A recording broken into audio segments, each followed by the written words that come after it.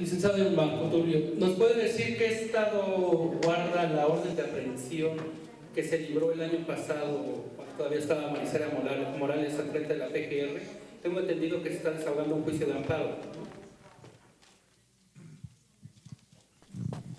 Efectivamente, el próximo 30 de diciembre a las 9 de la mañana tendrá verificativo la audiencia constitucional relacionada con ese juicio de amparo y como lo señala la ley, en la audiencia o con posterioridad el juez emitirá la resolución concediéndola o negándole.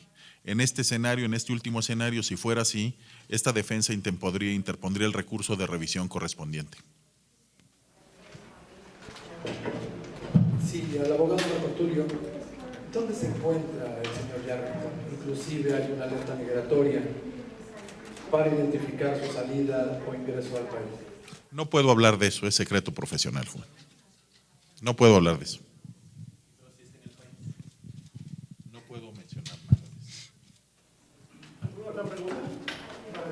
Yo para el abogado Marco Tulio, nada más recalcando, entonces la orden de aprehensión, la primera, la que se hicieron en 2012, está vigente, a pesar de que el Procurador General de la República había dicho que ese caso estaba archivado. Esa sería la pregunta.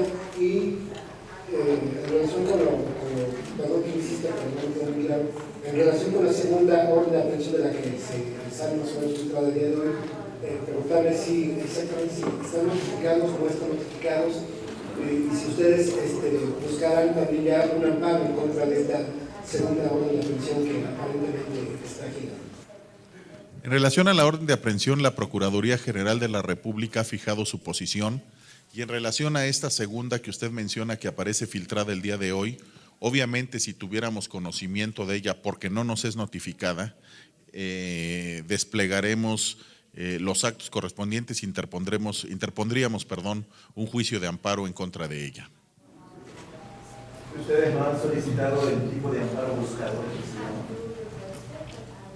No, señor, no es nuestro estilo desplegar esas. Es más que obvio, ¿no? Ya hay una acusación directa por parte de las autoridades de Estados Unidos y bueno, lo único que ha dicho el procurador es que está esperando que le notifiquen para amparar. Mire, técnicamente no existen los llamados amparos buscadores. Si intentáramos una cosa de estas, nos sobreseerían porque no precisaríamos o no podríamos precisar el acto reclamado. Eso podría haber sido una práctica de antaño, pero hoy con las reformas que tiene la ley de amparo, está uno imposibilitado para desplegar ese tipo de artimañas. Disculpe, ¿la defensa es para Tomás Yarrington y Fernando Cano o solamente para Tomás Yarrington? Somos defensores exclusivamente del licenciado Tomás Yarrington, el licenciado Androfi en los Estados Unidos y sus servidores, el licenciado Arévalo, el licenciado Cabrera y su servidor en México. ¿Cerramos? Gracias. Well, Mr. Androfi, you have told the press before that these are politically motivated charges. Can you talk a little more about that? What do you mean by that? This is a politically motivated case? I don't know why the federal government is pursuing the indictment now. Back then, when I spoke about it, I said that the investigation was political. Now we have an indictment. I don't know why they brought an indictment based on false charges. You're going to have to ask the prosecutors. They're the ones that talk to the witnesses. They're the ones that have reviewed the documents. I've not been able, I don't even know who the government witnesses are that provided these false accusations, and I haven't seen any records. So I think your questions need to be asked of the U.S. prosecutors. Again, in the United States, under our Constitution, someone is innocent until proven guilty. So despite the accusations against Governor Yarrington, under U.S. law, he is innocent right now, and he's innocent until he's proven guilty. So right now, he's innocent of any charges, so I don't want anybody to presume he's guilty. He's entitled to a presumption of innocence. And under U.S. law, there's a saying that in the United States that you can indict a ham sandwich, or I suspect that you could say in Mexico, the government can indict a tortilla. The charges are based upon how the United States wants to pursue the charges. Again, the United States can indict anybody it wants to, with or without evidence, with or without valid evidence. And that's the way our system works. In the grand jury, the United States has the right to charge anybody if you have good evidence or bad evidence. If you have truthful evidence or untruthful evidence, the United States can get an indictment. So our system is very easy to get somebody charged criminally. The threshold is extremely low for the federal government to charge somebody. So the fact that they've charged somebody is not surprising to a lot of people, because you don't have to substantiate it in the grand jury. You're going to have to substantiate it before a regular jury, and that's when your case will be proven or not. These witnesses that you're talking about are in Mexico or in the States? I have no idea who the witnesses are. I suspect in both places. But we've talked to some people already that have been approached by the federal government that won't deal with the federal government, that told us that Governor Yarrington didn't do anything that he's been charged with, and they've refused to deal with the government. The government refuses to listen to them because they don't support the government's charges. So if that gives you a little reflection about what this case is about, that should be important here. ¿Alguna pregunta? Oiga, abogado, entonces usted ni niega ni acepta el hecho de las acusaciones que se le han hecho a su cliente. Oh, we vehemently deny the charges. The government, again, they're charges. We deny all the accusations the government has made.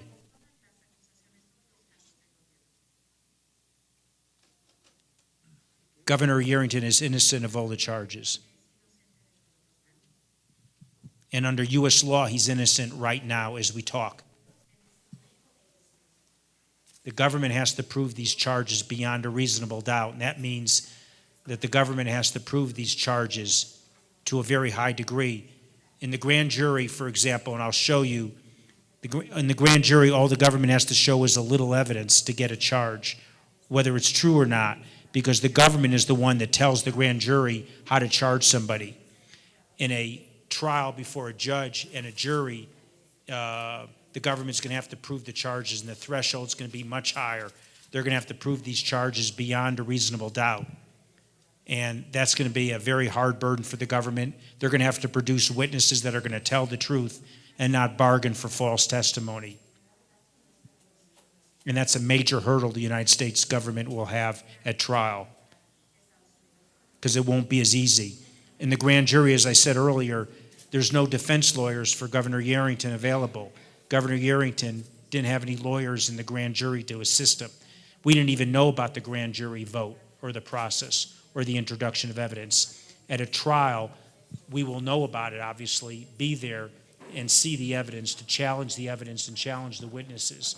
But in the grand jury, none of that was done because we were never given an opportunity to do it. Do you have an idea when the trial will start? I have no idea. I'm sorry. ¿Por qué dice que es político el asunto?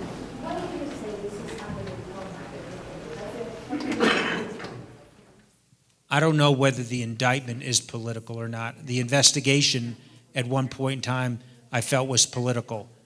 But, you know, you're going to have to ask the United States why they indicted him based on false charges. They're going to have to answer those questions because they have the evidence. I've not seen their evidence.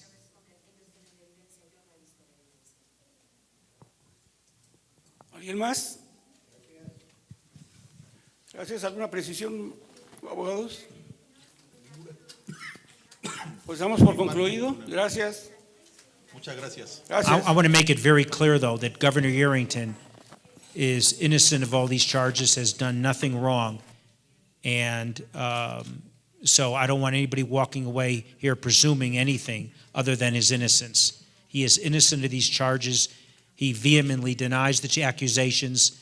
And again, the accusations are based on false testimony of witnesses who have given the United States false information and bargained for their own release or their own personal issues. Again, they bargained with the United States for this false testimony and the false accusations. Thank you.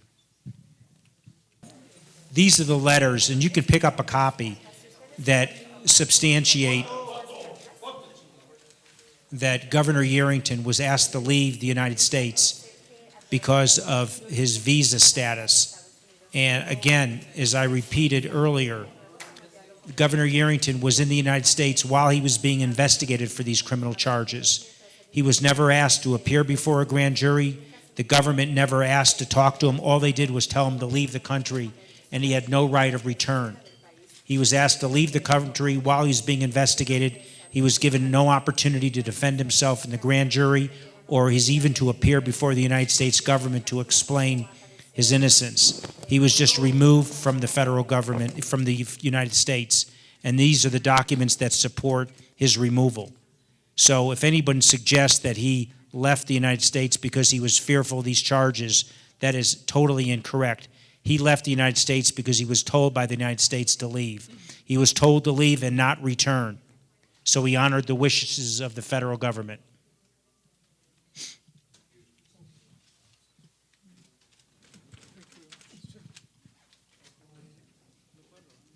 You can get copies here. There are copies for your review.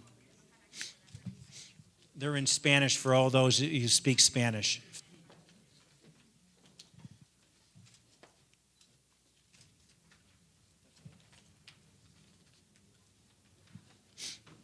Please, we have plenty of copies for everybody. And this is very important